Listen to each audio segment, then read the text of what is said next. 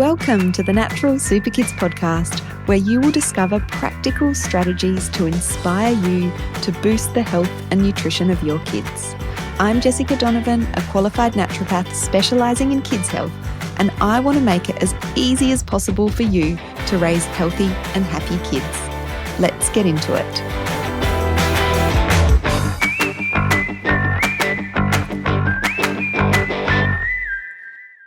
Hey, it is lovely to have you tuning in to the podcast today. This is Jessica Donovan, and I'm so happy to be here to talk about parasite cleansers. So this is a question we get asked a lot. This and heavy metal detoxes. So a lot of the time this comes up when I'm doing a live masterclass. We get questions about this via email, DMs on Instagram. How do I do a parasite cleanse for my child?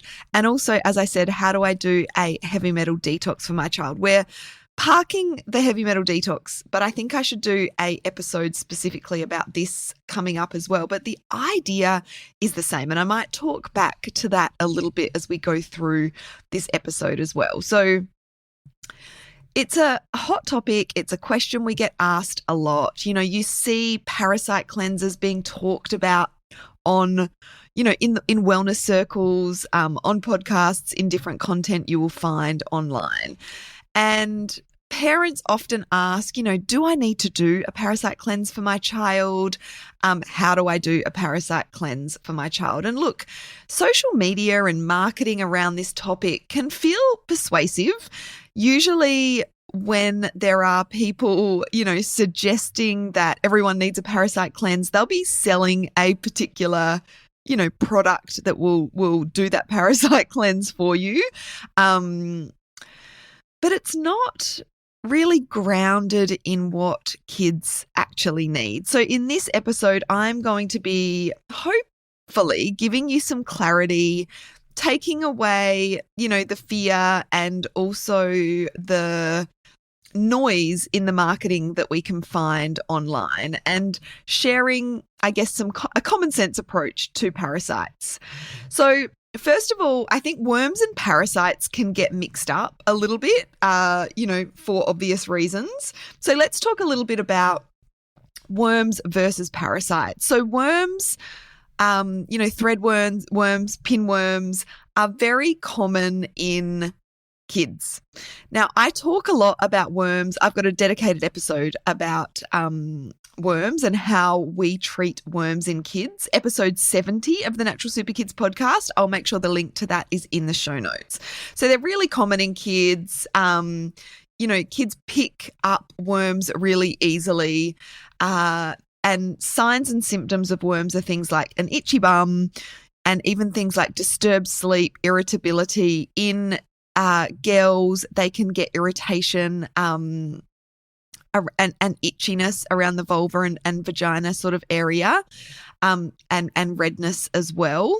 So although worms are really common, they can become chronic, but, it's pretty normal for most kids to have, a couple of rounds of worm infestation within their lives. Easy to treat with medications. I mean, it can become a bit more complex, as I talk about in episode 70, with those more chronic worm infections. And then there are parasites. Now, there are a whole range of different parasites, but really common in kids are blastocystis and dientamoeba. So these two are relatively common, but not as common as worms. Then there's things like, Giardia, which is a little bit more sort of severe, or quite a bit more severe, but less common again. So parasites are usually linked, or often linked, to overseas travel, but they can sort of come also from contaminated water. So really common in kids that are drinking tank water, rainwater, tank water, especially if it's not filtered, which is more common than you would think.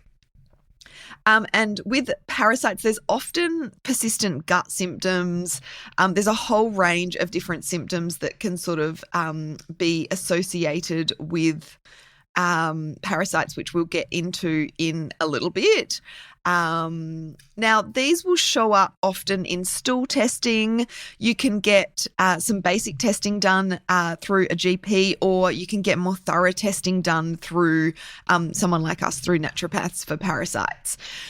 So worms, parasites, they are a problem. They are, worms especially common in kids, parasites still relatively common in kids. But that doesn't mean that we should do parasite cleanses for all kids. Now, let's talk about why a general parasite cleanse for a child that we don't know has worms or parasites can be problematic. They can disrupt the microbiome. Now, if you've been listening to this podcast for any length of time, you would have heard me talk about the gut microbiome and how important it is for so many, all aspects of our children's health. Our kids' gut microbiome and our gut microbiome affects immunity. It affects brain health, mood, sleep, behavior. It affects inflammation levels. It affects the way we absorb nutrients, the way we eliminate waste. Disruptions in the microbiome can lead to lots of digestive issues like constipation. It's linked to disruptions are also linked to things like allergies and intolerances.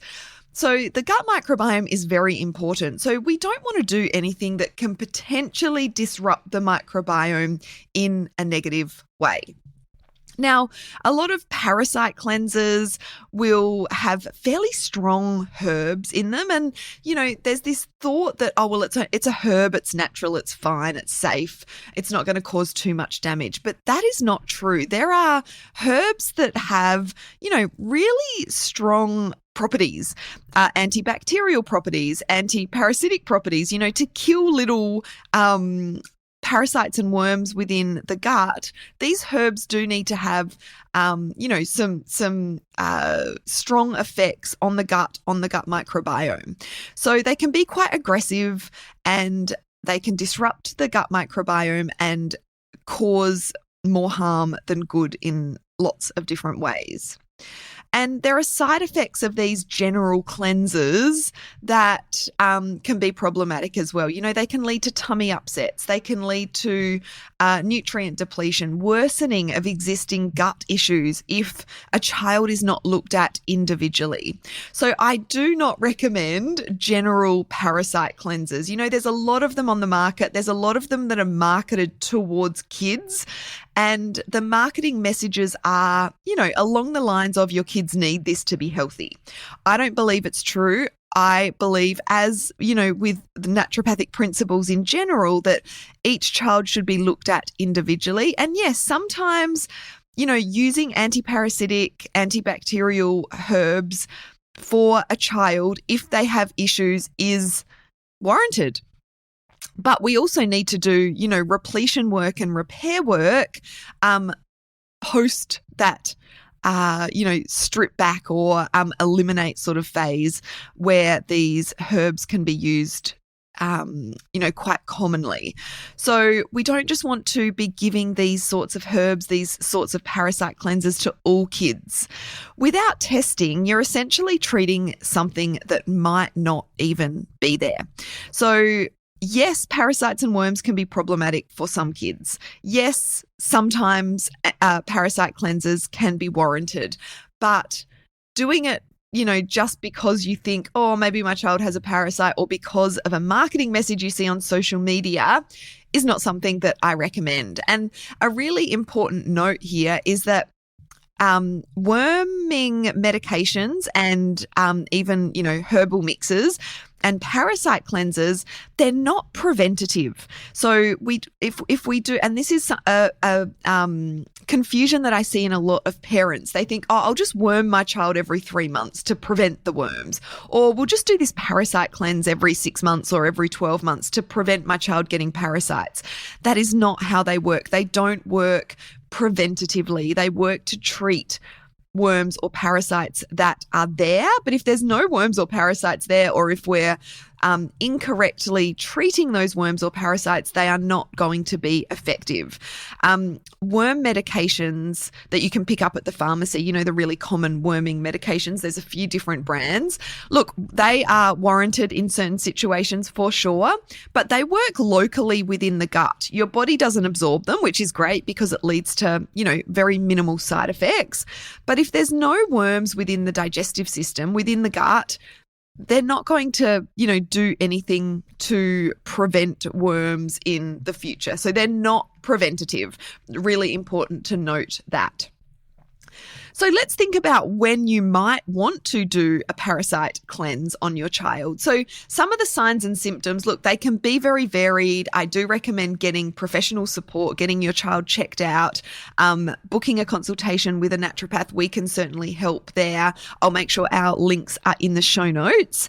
But for some information that you can go by, some signs that your child might have parasites. So ongoing digestive symptoms, chronic digestive symptoms, but that's not always related to parasites, right? So there can be other things going on. It could be a food intolerance as opposed to a parasite. But if your child's got like ongoing diarrhea, like alternating bowel movements, constipation, diarrhea, abdominal pain, they're losing weight, they've got poor growth, these are some of the signs that they potentially could have a parasite. Bloating, persistent nutrient deficiency, so like iron deficiency that isn't correcting with supplements and food changes can be a sign. But again, there can be other things going on that can lead to that as well. So it's not definitive. If there's been history of overseas travel or untreated water exposure, if your child is drinking rainwater, tank water that hasn't been filtered, that can potentially lead to parasites. Also things like nausea, fatigue, headaches, loss of appetite, but also, to make it even trickier, and this is where it becomes really murky, and why I recommend getting support from a practitioner if you want to investigate this, is that parasites can be asymptomatic. And there is some controversy as to, especially these common, like dientamoeba is a really good example. If we tested 100 kids for parasites, some of them would come back. I don't know the stat, but some of them would come back with dientamoeba and would have no gut symptoms, no digestive symptoms. So is that then problematic within their gut or not? That is kind of controversial.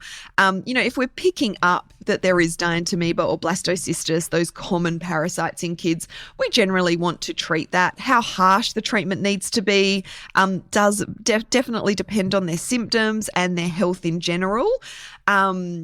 And as I mentioned before, parasite testing through a stool test, so it's not invasive, it's just a sample of your child's poo, and this can be done like a fecal PCR test is something commonly that GPs will refer for, will be able to organise for you, or we can organise more thorough sort of 3-day parasitology tests and potentially even link that with an overall gut microbiome test, which can be important when a child is frequently getting worms and parasites. We want to look at that environment, what's going on in the gut that is leading that child to be vulnerable to parasites and worms. So while we're talking about parasites and worms, I want to talk about some of the things that you can do to prevent worms and parasites. So good hygiene is really important. Hand washing, keeping nails short. I mean, I've got a 15-year-old daughter who loves her nails, so that's impossible for me. But anyway, trimming nails, especially in younger kids, because the eggs of worms can sort of get caught under nails and lead to infections and infestations, and spreading of worms. Regular cleaning of bedding. It is a myth that worms come from dogs and animals. They are passed from person to person. So it's that good hygiene practice from person to person, hand washing, just basic kind of stuff. It's pretty inevitable that little kids will pick up worms at some point, especially if they're in daycare, preschool, kinder, those sorts of places with really young kids that haven't really learnt their hygiene practices often very thoroughly yet. The other thing we can do is support that healthy gut environment. Fibre is really important. So not only does fibre keep the bowels moving regularly, but it also helps to feed the beneficial bacteria within the gut, leading to a healthier ecosystem. So fibre in the diet and potentially even fibre in supplements. We love PHGG, partially hydrolyzed guar gum, as a really easy to get in fibre for kids. It mixes in really well to water, particularly for kids that are prone to constipation, but also kids that are prone to parasites and worms. A fibre supplement like PHGG can be great. Including things like garlic and pumpkin seeds and probiotic foods, so sauerkraut or coconut kefir, can really help to keep that gut environment nice and healthy as well, and leave the gut less hospitable to worms and parasites. And the immune system is an important factor here as well. So anything we can do to support the immune system, whole foods, lots of fresh, colourful fruits and vegetables that have those antioxidants, iron and zinc are really important for the immune system. So good food sources of iron and zinc, such as red meat and even seafood, can be great to be including in the diet. So, we don't always have to go to things like supplements, like getting a lot of that good whole food diet into our kids where possible goes a long way to keep both their gut and their immune system nice and resilient. And if worms are an issue for your child, I'm a big fan of just the over-the-counter medication as a first line of treatment for worms. It often does really well. It's really easy to implement. Compliance is good, works safely and effectively. Sometimes it doesn't do the trick. And as I said in that previous episode that I've linked in the show notes, we go into more detail about worms. With the over-the-counter worm medication, it's a good idea to do the whole family, and it's a good idea to do another course 2 weeks later, just to make sure that we're sort of clearing any eggs and worms out of the digestive system. So let's just sort of, recap what we've talked about in the episode today. Most kids don't need parasite cleansers unless they've been diagnosed with a parasite. I wouldn't do a general parasite cleanse. Jumping into cleansers can lead to imbalances and stress out a child's delicate gut balance unnecessarily. So instead, focus on that healthy gut environment and a healthy immune system, so they're naturally more resilient, as well as those hygiene practices that we talked about. So if your child is generally well, parasites are unlikely to be a hidden cause. Look, the gut microbiome is complex. There's all kinds of different virus, bacteria, sometimes parasites within the gut microbiome. But unless a parasite has been diagnosed, I would not do a general parasite cleanse. Gut health is the key to so many aspects of our kids' health. So that is where we want to focus. And I'm going to also include a link in the show notes to our free Kids Gut Health ebook. I would encourage you to download that for more information about keeping your child's gut nice and healthy. We talk about in that book about how to get more of the really valuable fibers into your kids' diet. We talk about probiotic foods, and we talk about our overall approach to keeping your child's gut health. as healthy as it can be, which leads to better immunity, better mood, sleep, behavior, better allergy tolerance, less inflammation when it comes to, issues like eczema, which is inflammatory, or enlarged tonsils and adenoids. So the gut is so important when it comes to all of those different issues that your child has. So make sure you download our free Kids Gut Health ebook below. It's really comprehensive, totally free, and it will share some ways to keep your child's gut nice and healthy to prevent those worms and parasites. So hopefully you don't have to worry about doing, a parasite cleanse anytime in the future. And if you do, we are here to help as well. So I hope that was helpful, and I will be back with another episode next week. If you want to reach out to us, you can send us a message on Instagram over at Natural Super Kids. We're going to be sharing some more info on this topic over there this week as well. And you can also write us an email, jessica@naturalsuperkids.com. Thanks for listening.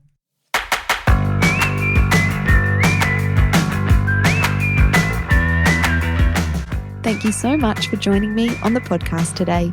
Head on over to our website, naturalsuperkids.com, for the show notes for this episode, as well as a whole heap of inspiration to help you raise healthy and happy kids. I'll see you next week.